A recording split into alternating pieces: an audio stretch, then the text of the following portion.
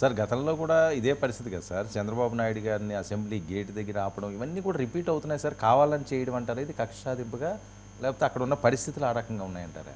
Both కూడా ఉండవచ్చు, ఏదైనా కావచ్చు. అంటే ఇప్పుడు నాయకులు రాజకీయ పార్టీ వ్యవహరించిన తీరు అందరిపైన కూడా ప్రభావం చూపుతుంది కదా. ఇప్పుడు స్పీకర్ పొజిషన్లో ఉన్న వ్యక్తి స్పీకర్గా బాధ్యతలు చేపట్టక ముందు ఏమన్నాడు, జగన్ ఓడిపోయాడు కానీ చచ్చిపోలే అన్నాడు. ఇది what kind of message that it sense. So leadership అర్థం చేసుకోవాల్సింది ఏంటంటే వారు వ్యవహార సరళి అనివార్యంగా వారి కార్యకర్తలకు వారి కింద పనిచేసే అధికారులకు ఒక మెసేజ్గా పోతుంది. సో నాయకత్వము ఎలా వ్యవహరిస్తే కింది వాళ్ళు కూడా అలాగే వ్యవహరిస్తారు.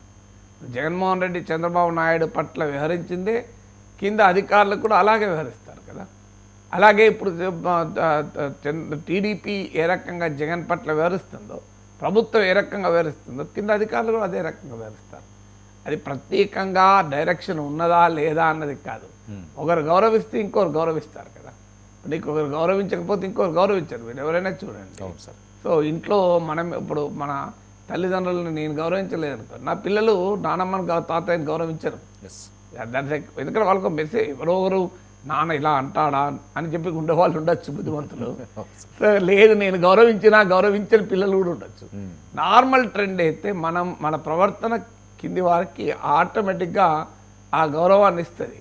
సో అందువల్ల ఆ నాయకత్వము చూపెట్టేటువంటి సంస్కారమే సమాజానికి కూడా ఆదర్శమవుతుంది. అది కార్యకర్తలకు కావచ్చు, అధికారులకు కావచ్చు. ఆ రకమైన హుందాతనమే ఆంధ్రప్రదేశ్ అసెంబ్లీలో లేక 10 ఏళ్ళు అయిపోయింది. ఇలా కొత్తగా వస్తుందా? సో వీరు ముఖ్యమంత్రి వారు ముఖ్యమంత్రి కాదు. ఎవరు ముఖ్యమంత్రి ఉన్నా ప్రతిపక్ష నేతను గుర్తించరు, ఎవరు ప్రతిపక్ష నేత ఉన్నా ముఖ్యమంత్రిని గుర్తించరు.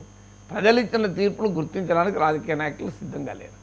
సో తెలుగుదేశం శ్రేణులు, తెలుగుదేశం నాయకులు జగన్మోహన్ రెడ్డి అనే ఒక మనిషి, ఆయనకు ప్రతిపక్ష నేత అనే గుర్తిస్తారా? హోదా ఉన్నదా లేదా తర్వాత వ్యక్తి, ప్రతిపక్ష నాయకుడు కదా.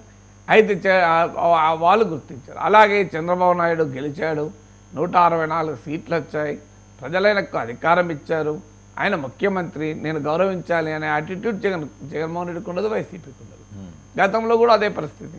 గతంలో కూడా జగన్మోహన్ రెడ్డి 151 సీట్లు వచ్చాయని టీడీపీ వాళ్ళు గుర్తించలేదు, చంద్రబాబు నాయుడు ప్రతిపక్ష నేత వైసీపీ వాళ్ళు గుర్తించలేదు. ఆ స్థాయికి రాజకీయాలు తెచ్చుకున్నారు కదా. That is the most unfortunate thing. ఇది డెమోక్రసీలో ఉండకూడని స్వభావం. అసెంబ్లీ అంటే ప్రజా సమస్యలకు చర్చా వేదిక తప్ప రాజకీయ విద్వేషాలకు, రాజకీయ రాగద్వేషాల ప్రదర్శనశాల కాదు కదా. So it's a forum for debating public issues. నీకున్న పదనైన లక్షణాలని డిబేట్లో చూపెట్టాలి. Your strength of your argument should prevail, not your personal feelings కదా. నీ ఆర్గ్యుమెంట్ నీకు బలాన్ని ఇస్తుంది, పర్సనల్ ఫీలింగ్స్ కాదు. నువ్వు ఎంత బలంగా అరిచి కోపంగా చెప్పినావు అన్నది కాదు, నువ్వు ఎంత తార్కికంగా హేతుబద్ధంగా చెప్పినావు అన్నది ఎక్కువ ప్రభావం చూపుతుంది. చాలామంది అనుకోవచ్చు నేను గట్టిగా చెప్తే ప్రభావం చూపదు, తార్కికంగా చెప్తే ప్రభావం చూపుతుంది. అంటే how logical you are, how argumentative you are, how effective you are అన్నది ముఖ్యమవుతుంది తప్ప కేవలం. అందువల్ల పబ్లిక్ పోస్టరింగ్, పబ్లిక్ బిహేవియర్ అనేది చాలా చాలా కీలకమైన అంశం. బట్ అక్కడ కారణాలు ఏది నేను ఇప్పటికీ చెప్పేది, ఐ రియలీ డోంట్ నో అసెంబ్లీలో ఏ పరిస్థితులు ఏ పరిణామాలు. బట్ ఏవి వచ్చినా ఆ రకమైన ప్రవర్తన సమంజసం కాదు. అది అధికార ప్రతిపక్ష పార్టీలు కూడా గుర్తించాలి. సో ఈ రకమైన అసహన పరిస్థితులు అసెంబ్లీకి